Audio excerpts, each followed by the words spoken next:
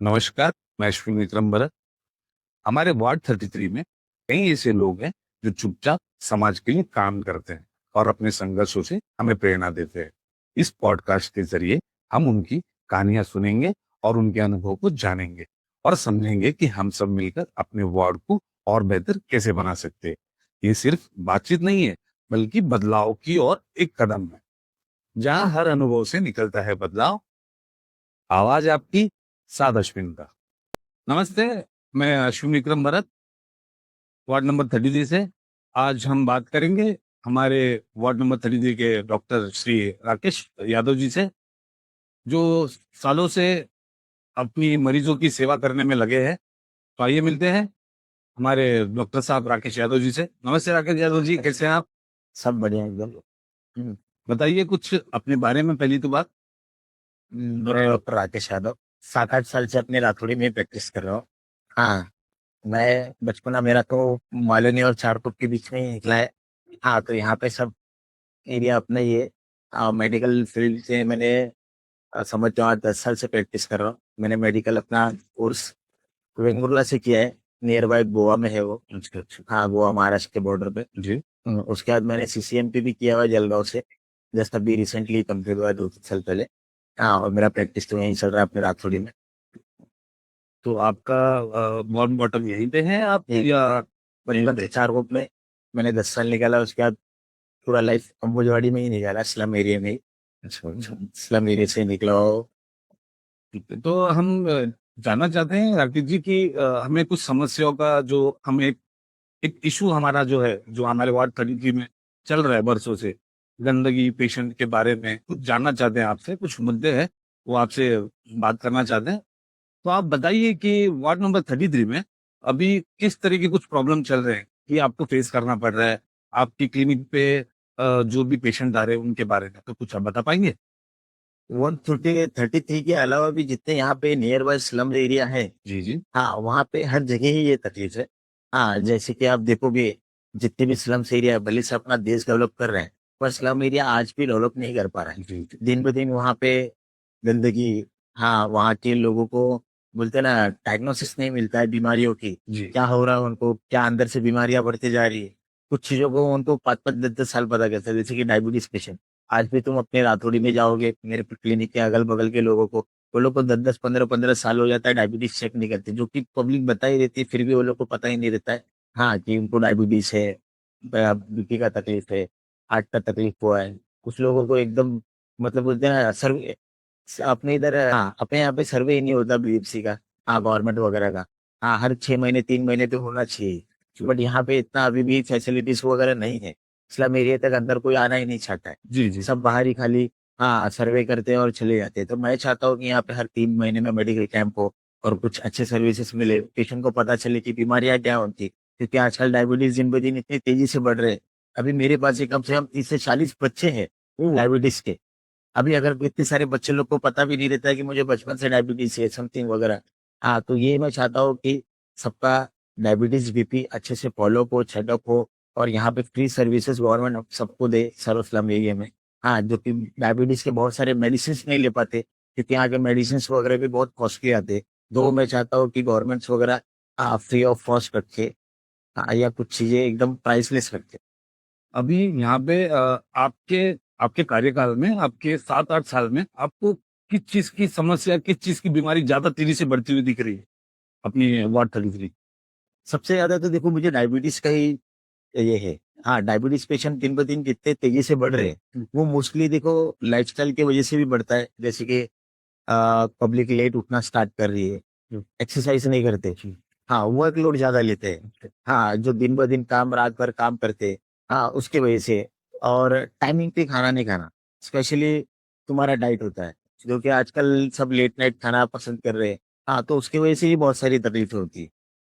अभी आप, और दूसरा मेरा थर्ड क्वेश्चन ये है कि गंदगी से रिलेटेड आपका क्या कहना है, आपका नजरिया क्या? देखो, स्लम एरिया में तो हर जगह तो गंदगी तो है ही है।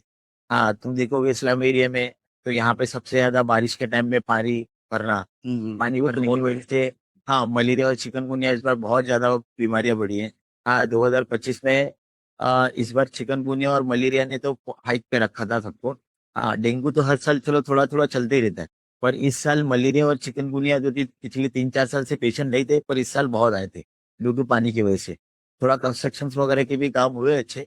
हाँ, बट थोड़ा साफ सफाई उसको भी प्रॉपर नहीं कर पाया, शायद इसकी वजह से पानी ज्यादा जमा हो गया। हाँ, तो वो एक चीज पे ध्यान देना चाहिए था। जी, और आप कुछ बताना चाहेंगे जो कि यहाँ पे बड़ी समस्या है, बड़े प्रॉब्लम? बड़े समस्या देखो ये भी है, यहाँ पे टाइफाइड के पेशेंट बहुत मिलते हैं स्लम एरिया में। जी जी जी। वो होता है पानी की वजह से। तो अपने जो मुंबई का जो पानी है, हम्म, हाँ, वो थोड़ा मैं चाहता हूँ कि गवर्नमेंट थोड़ा, हाँ, उसकी फैसिलिटीज थोड़ी बढ़ाए, अच्छी पानी दे सबको। हम्म। हाँ, और प्रॉपर मुझे गाइडलाइंस दे कि बॉईल करके ही पिए पानी।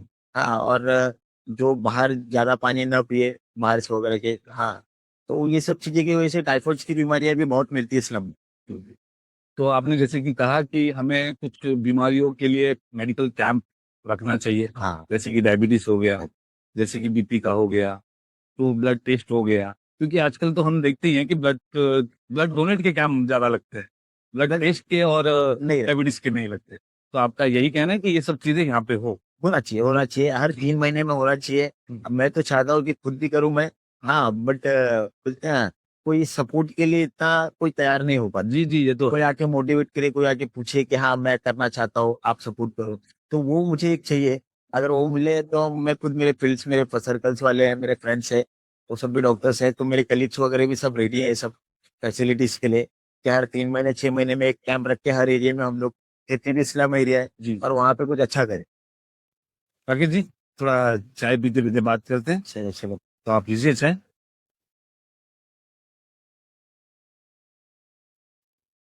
तो कुछ ऐसे और मुद्दे हैं राकेश, जो मैं चाहता हूँ कि आप उस बारे में और बताइए। कुछ गवर्नमेंट हॉस्पिटल के बारे में कुछ चीजें आप मुझे बता सकते हो तो बताइए। हाँ, गवर्नमेंट हॉस्पिटल्स में भी देखो बहुत सारे कंप्लेंट्स है। स्पेशली पेशेंट्स अगर सुबह जाते हैं तो उनको इतनी ज्यादा तकलीफ होती है कि शाम हो जाती है, तो उनको जॉब का छुट्टी करना पड़ता है। हाँ, वैसे ही उनके पास पैसा नहीं रहता, वो डेली कमाने और खाने वाले इंसान है। हाँ, वो जॉब पे नहीं जाते तो उनका सैलरी स्टफ हो जाता है, और ऊपर से वहाँ पे फैसिलिटीज वगैरह भी है।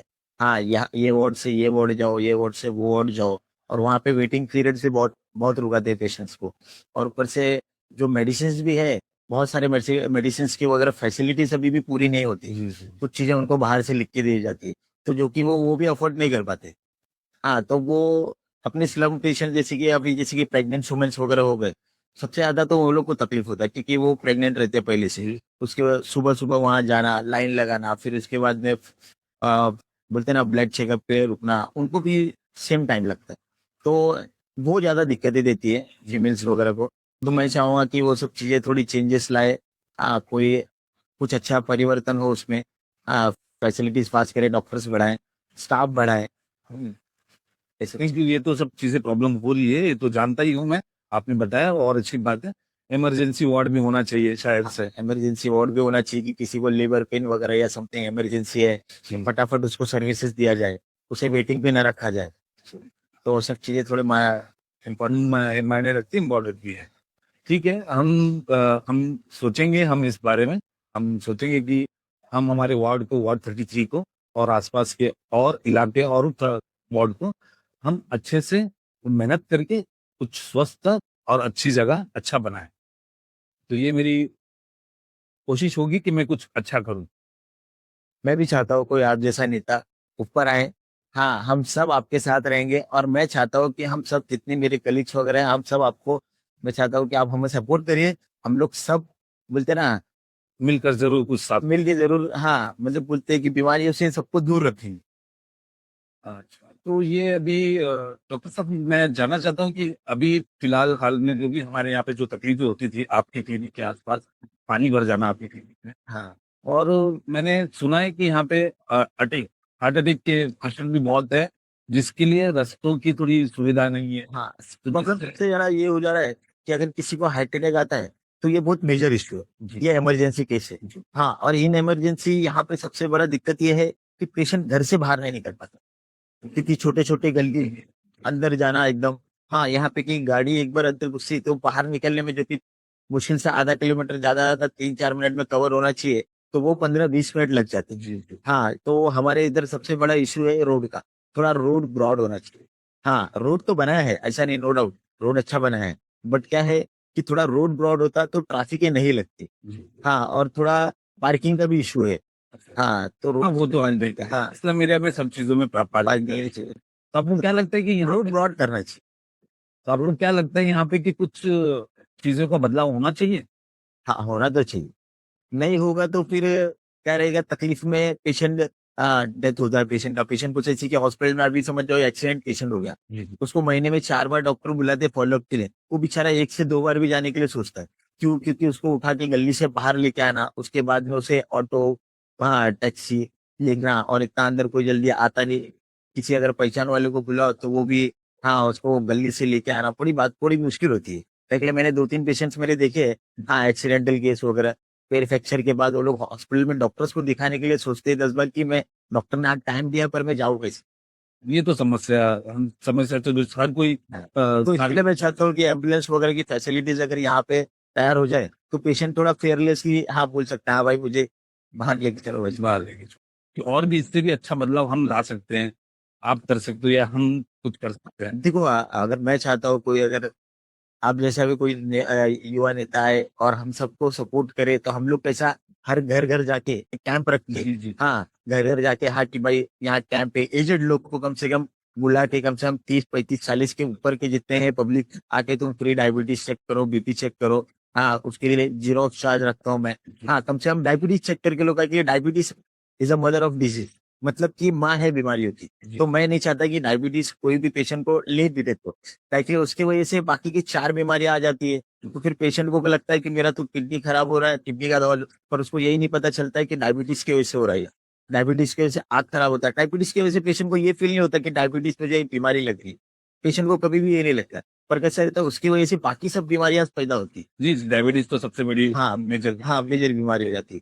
पर सब लोग, बहुत लोगों को इग्नोर करने का आदत हो जाता है, स्लम एरिया में स्पेशली, जिसको कुछ नॉलेज नहीं रहता है। तो वो मैं चाहता हूँ कि डायबिटीज के बारे में सबसे ज्यादा पेशेंट को, हाँ, इन्फॉर्मेशन दे, अपन सर्वे करे घर घर जाके, हाँ, कि भाई ये आप डायबिटीज चेक करा के लो, कम से कम इतना पता चले कि हाँ आपको डायबिटीज है, तो उस हिसाब से आप डाइट फॉलो करें, एक्सरसाइज करें, आगे की फैसिलिटीज वगैरह जैसा रहे, हाँ, डायबिटीज टैबलेट्स वगैरह ले।